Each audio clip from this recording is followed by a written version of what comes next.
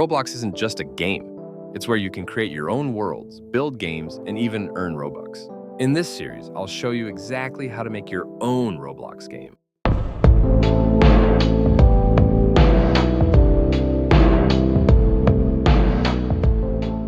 First, you need to know about the tool called Toolbox. The Toolbox is a tool used by all developers.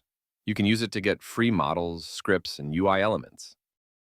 On the Home tab, you'll see 4 main tools at the top: Select, Move, Scale, and Rotate. With Select, you can click and drag to choose and adjust elements using your mouse. Move lets you reposition objects along the X, Y, or Z axis. Just click and drag the colored arrows. Scale is used to resize your object. Make it bigger or smaller from any direction.